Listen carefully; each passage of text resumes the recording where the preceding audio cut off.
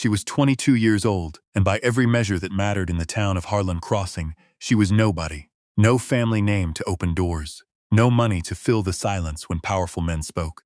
No plan beyond the worn leather satchel she carried on her back, and the single iron chisel wrapped in oilcloth at the very bottom of it, a chisel with a hickory handle shaped by a dead woman's hands, and the only inheritance anyone had ever thought to leave her.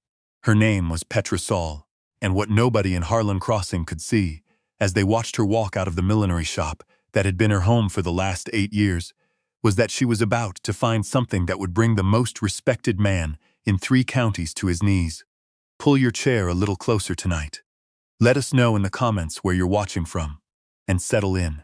This is the story of Petra Soll. She had not been born to the dry flatlands of western Kansas, but to a river town in Ohio where the air stayed damp, and green things grew without coaxing. Her parents died in a tenement fire when she was 6. She remembered the smell of smoke and her mother's voice cutting through it. And then nothing after that, just the long gray corridor of the county children's home and the particular silence of a place where nobody belongs to anyone. She was placed at 11 with a distant family relation in Harlan Crossing, a woman named Agnes Tutt, who ran the town's only millinery shop and who made no secret of the arrangement's practical terms. Petra would work, and in exchange she would have a roof. There was no cruelty in Agnes, exactly. There was only a ledger, and Petra appeared in it as a debit. But there was Willa Fenn. Willa Fenn was Agnes Tutt's seamstress, a small, hawk-eyed woman of 60 who had learned her craft from a German upholsterer in Philadelphia and never stopped learning after that.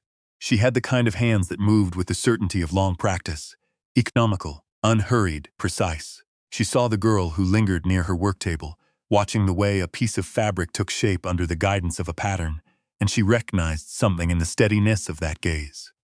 She began to teach her. First, the simple things: how to hold shears so the blade did the work, how to press a seam so it lay flat and invisible, how to read the grain of a cloth the way you'd read the grain of wood. Then the more complex arts: how to draft a pattern from nothing but measurements and instinct, how to construct a hat from buckram and wire, how to cover it so the joins never showed. She taught Petra that every material had a memory, and that a person with patience could learn to coax it into almost any shape. She gave her the chisel on a Tuesday afternoon, in the middle of an ordinary workday. It had belonged, Willa said, to her own father, a man who had made chairs in a small shop in Germantown. The chisel had a particular balance to it, the iron head weighted just so, the handle shaped to fit a hand that worked deliberately. Willa had carried it for 40 years. She pressed it into Petra's palm without ceremony and said only, "Keep this, and remember that good work is its own argument." It was the first thing anyone had ever given her, without wanting something back. When Willa Fenn died of a heart ailment that winter, quietly, in her chair by the window, the last steady thing in Petra's life went with her, and the man who had been watching from the edges of that life moved in. His name was Aldwin Crace, and he was the chairman of the Harlan Crossing Commercial Trust, which meant that he held the mortgages on a substantial portion of the town's storefronts, including Agnes Tutt's millinery. Agnes had managed her debt carefully for years, but in the months after Willa died, without the seamstress's income supplementing the shop's earnings, the numbers had stopped working. She had gone to Crace for an extension. Crace had given her terms she couldn't meet, and when she couldn't meet them, he had taken the shop. That had been 3 months ago. Agnes had gone to live with her sister in Dodge City. Crace had installed a woman from his own social circle to run the millinery, a woman who had no use for a 22-year-old apprentice with no family and no references beyond a dead seamstress's word. Petra was given a week to vacate the room above the shop. She did not plead. She had understood from an early age that pleading with men like Aldwin Crace was a form of gift. It gave them something. She packed her satchel with what she owned: 2 changes of clothes, her scissors and her shears, a small sewing kit in a tin, a paper of pins, her grandmother's thimble, and Willa's chisel, wrapped in its oilcloth, tucked deep at the bottom. She took nothing that wasn't hers. She stepped out onto the main street of Harlan Crossing on a gray Thursday morning, with $4.30 to her name and nowhere to go. She walked east, away from the center of town, along the wagon road that followed the creek bed out toward the flats. The land opened up as the buildings thinned. The livery stable at the edge of town, then the grain elevator, then the long brown stretch of the plains with the cottonwoods following the water. The wind came off the grass in long unbroken waves, and the sky was the particular pale blue of a Kansas winter morning, vast and indifferent, 2 miles out of town, she found it. The farmstead had been empty for at least 2 seasons. She could tell by the way the weeds had established themselves in the wagon ruts leading to the house, by the way the fence posts leaned without wire to brace them. The main house was a collapsed mess, not worth examining. But the outbuilding behind it was a different story. It was a low structure built into the rise of the land, half dugout and half frame construction, with walls of rough-cut limestone and a sod roof that had mostly held. One window was boarded over, the door hung off one hinge, but the structure itself was sound. She could see that from the way the corners sat, the way the stone coursework had resisted settling. Someone had built this with attention. Inside, a potbelly stove, cold and rusted but intact. A workbench along one wall. 3 wooden crates stacked in a corner, and on the wall behind the bench a series of hooks that had once held tools. The tools were gone, all except one. On the lowest hook, forgotten or overlooked, hung a pair of upholstery shears, old but well made, their blades still clean under a skin of surface rust. Petra took them down and opened and closed them once. They moved smoothly. She hung them back on the hook. She swept the place out with a juniper branch, banked a small fire in the stove with the driest of the fallen fence posts, and spent that first night making her plans. The farmstead sat on county land. She had recognized the survey marker at the road. She went to the county clerk's office the next morning and, using 2 of her $4.30, obtained the formal salvage and occupancy rights to the outbuilding and the lot it sat on, for a period of 1 year. The clerk, a thin young man with ink on his cuffs, looked at her curiously but said nothing. She offered no explanation. She walked back along the wagon road in the cold morning light with $2.30 left in her pocket, and the deed folded inside her coat. The structure needed work before she could make it livable as a workspace, but she had the knowledge. Willa Fenn had not only taught her to sew, she had taught her to think in 3 dimensions, how a garment was an architecture, how a hat was an engineering problem, how any made thing was a sequence of decisions about structure and material. Petra applied that thinking now to the outbuilding itself. She spent a week rehanging the door, rechinking the worst gaps in the limestone with clay from the creek bank, patching the roof where it had softened. She built a simple work table from the lumber in the crates. She found a length of wire in the collapsed house and strung it along one wall for drying and display. By the end of the first week, the space was clean, warm, and ordered. She began taking in work. She walked into Harlan Crossing and knocked on doors. Not the merchants' front doors, but the back ones. The ones that led to kitchens and washrooms where women were mending or struggling with alterations that a dress shop would charge too much for. She charged half what the shop charged. She was faster. She was better. She kept her prices low and her work honest. And she delivered on time. The word moved quietly through the households of Harlan, crossing the way practical information always moves. Woman to woman, through the channels that powerful men tend not to notice. A farmer's wife whose good wool coat had split at the shoulder, a schoolteacher with a dress that needed letting out, an elderly widow who needed curtains rehung. They came to the outbuilding on the creek road, and they left with work that was better than what they'd brought. But Petra knew that this was not enough. The small income covered her food and her supplies. It did not cover the larger problem. That Aldwin Crace held the notes on half the town, and that women who did business with her could feel that pressure if he chose to apply it. She had learned in those first weeks that Crace was not a man of obvious cruelties. He was a man of systems. He controlled through mortgages and supply contracts and social influence, through the kind of power that left no visible bruises. He had acquired the millinery through entirely legal processes, using a debt that Agnes had signed. He had done the same with the cooperage on the south end of town, with the dry goods store on 4th Street, with a cattle operation 40 miles west whose owner had died without clear succession. He was, by every visible measure, a pillar of the community. He funded the school. He sat on the church board. He was photographed with county officials. And nobody outside of a very small circle knew what Petra had begun to suspect. That the system he operated was not entirely legal in its origins. The thing that changed everything was the trunk. She found it in the 2nd week of March, buried under 3 feet of collapsed ceiling in the main house, which she had finally gotten around to clearing for the scrap lumber. It was a large, dome-topped steamer trunk, the kind that respectable families used for long travel, and it had been sealed with a padlock that the damp had welded shut.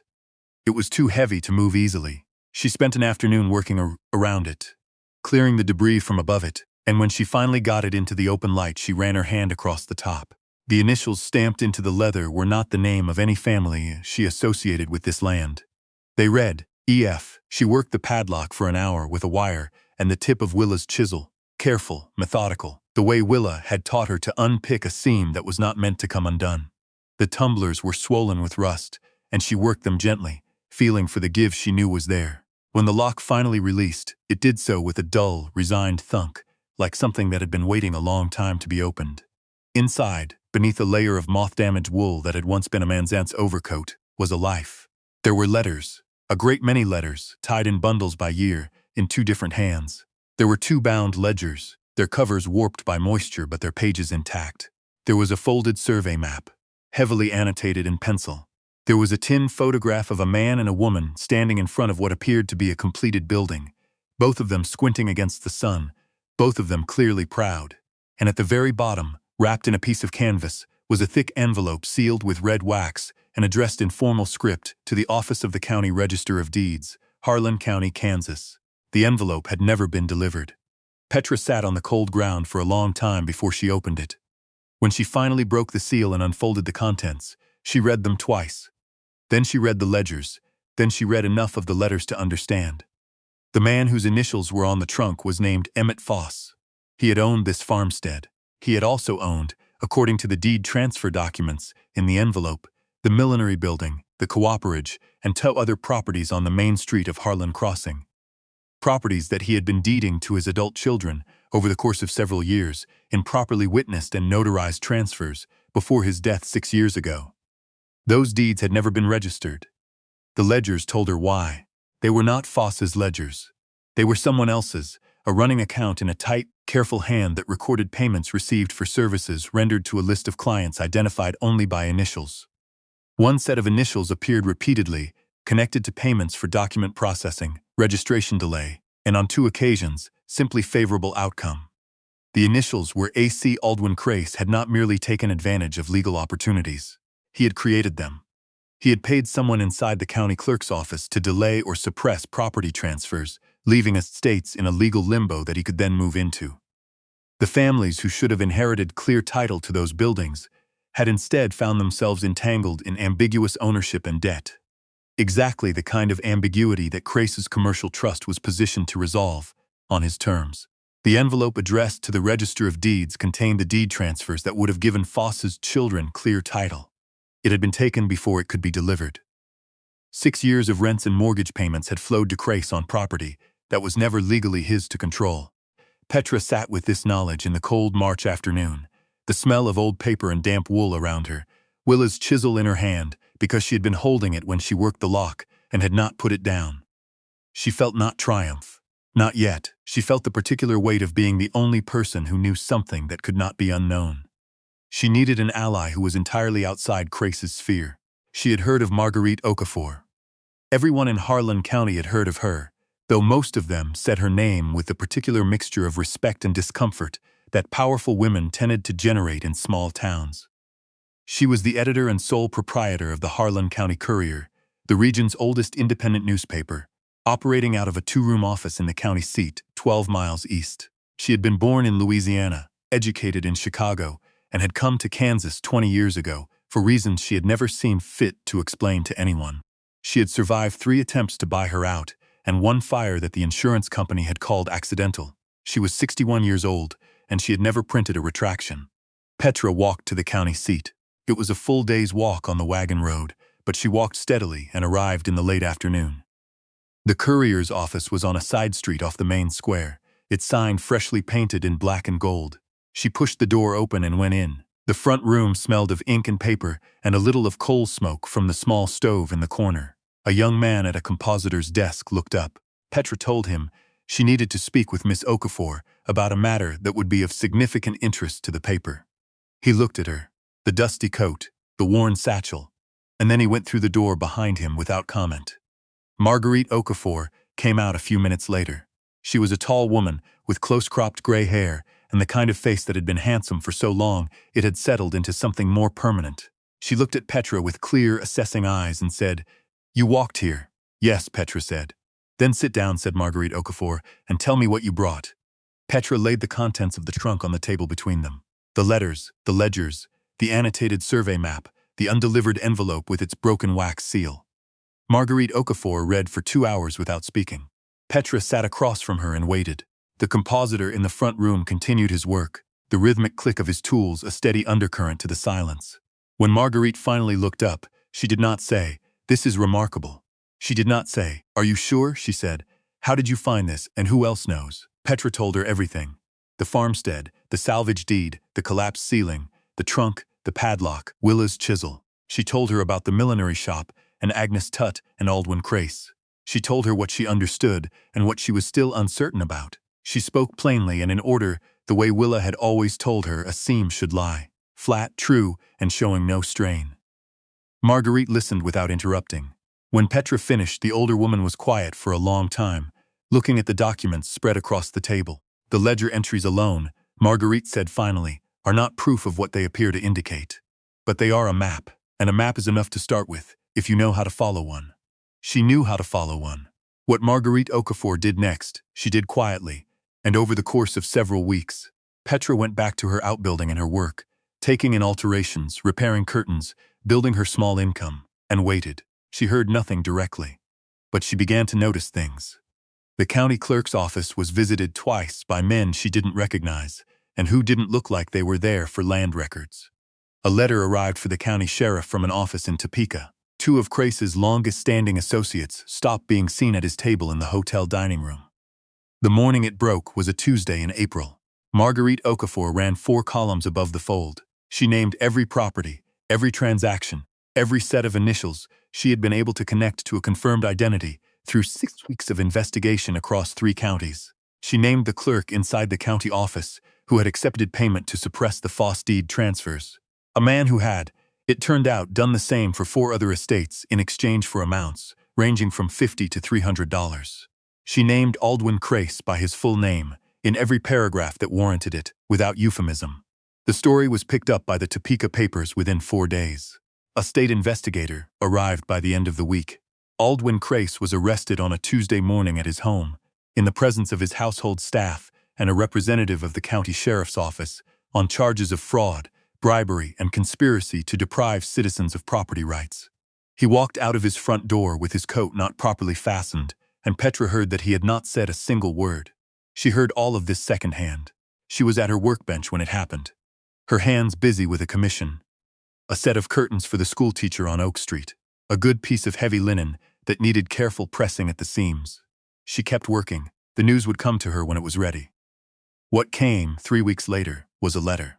It was from an attorney in Topeka representing the estate of the late Emmett Foss's children, who had now obtained clear title to their father's properties through the intervention of the state court.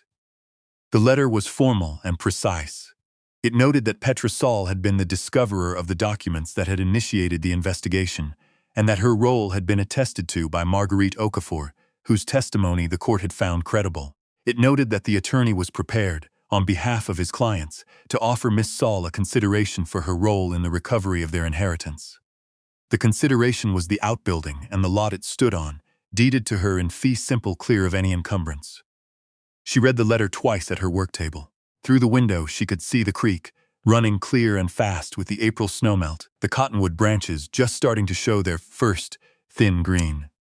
She folded the letter and put it inside her coat. She sat for a little while without moving.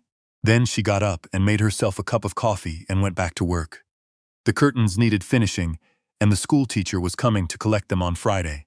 In the weeks that followed, things in Harlan Crossing shifted the way things shift when a weight has been removed from a structure. Slowly, and with some settling, but unmistakably.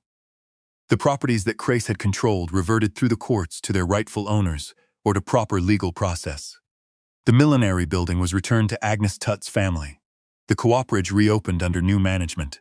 Conversations that had been held in low voices were spoken at normal volume. People Petra had never met began finding their way down the creek road. A rancher's wife with a wedding dress that needed completely restructuring. A woman from the next county over who had heard from a cousin that there was a seamstress outside Harlan Crossing who did honest work and didn't gossip. A young woman saving for her trousseau who came not once but 6 times over the course of the summer, each time with something new. Marguerite Okafor came once, in June, driving her own buggy. She did not come for alterations. She sat down across from Petra's work table with a cup of the coffee Petra made and said, "I wanted to see what you'd done with the place." She looked around the clean limestone room. The work table along the wall, the tools arranged on their hooks, the length of wire strung for display, the small stove putting out its steady warmth. Through the open door, the cottonwoods along the creek were fully leafed out, their sound in the wind a soft and constant presence. "Good work," Marguerite said, in the same tone she might have used to describe a well-constructed sentence. Petra thanked her and refilled her cup. On the workbench, when Marguerite had gone, two things sat side by side. The pair of upholstery shears she had found on the wall hook that first day, cleaned now and sharp, a tool that had been waiting for someone who knew how to use it. And Willa Fenn's chisel, its hickory handle worn smooth with decades of use, the iron head still perfectly balanced, still exactly right in the hand. One had opened the thing that changed everything. The other would do the work of everything that came after. Petra Soll was 22 years old. She had walked out of a borrowed room with $4.30 and a single iron chisel, and she had found the thread that unraveled a man's empire of taken things. She had not found it by luck. She had found it by doing the next necessary thing, clearing the debris, working the lock, reading carefully, walking 12 miles to sit across a table from a woman who knew how to follow a map. She was no longer a girl with no name in this place. She was the woman at the Foss Creek workroom, and if you needed something done right, that was where you went. We hope this story reached you tonight, wherever you happen to be sitting. If it stayed with you, consider sharing it with someone who needs to hear that the thing others call worthless sometimes holds the whole answer. And for our question this evening, what is something you held on to that everyone else thought you should leave behind? Tell us in the comments. We read everyone.